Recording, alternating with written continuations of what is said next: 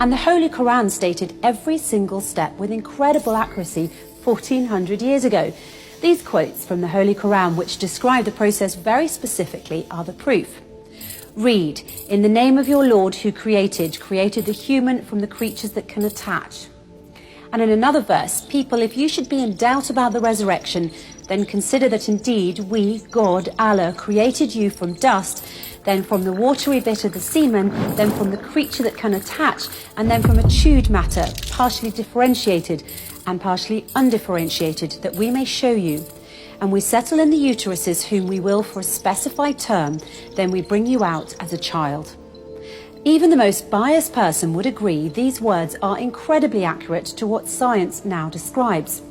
The Holy Quran talks about how the semen becomes watery and how the sperm attaches, about how the egg ingests the sperm and about differentiated and undifferentiated cells, and then how the developing embryo implants in the uterus. The accuracy is simply uncanny.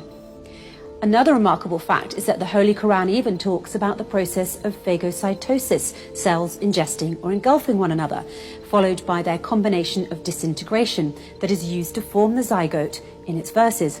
As you will note, the Quran refers to chewed matter in the verse on embryology. This chewed matter is a well-known medical term and an analogy for the mechanism of phagocytosis.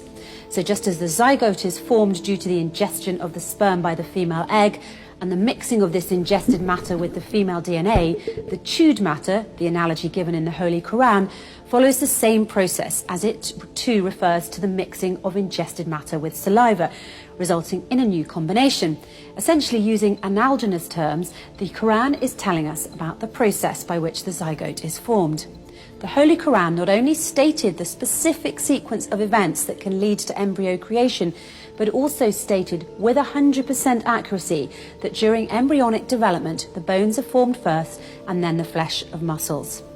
And certainly did we, God, Allah, create man from an extract of clay. Then we placed him as a watery bit of semen in a firm lodging. Then we made the watery part of the semen a creature that can attach. Then we made the creature that can attach a chewed matter. Then we made the chewed matter bones, and we covered the bones with flesh. Then we developed him into another creation. So blessed is Allah, the best of creators. In Developmental Approaches to Human Evolution, published in 2016 by Professor Julia Bauer from the Department of Anatomy and Cell Biology at the University of Sichuan, and Professor Campbell Rowlian in Anatomy at the Department of Comparative Biology and Experimental Medicine in the Faculty of Veterinary Medicine at the University of Calgary, we find research that is consistent with the Quran's claims. The two professors studied homologies, evolution, and the development of the striated muscles of all of the major groups of vertebrates and the spatial associations between them and bones, cartilages.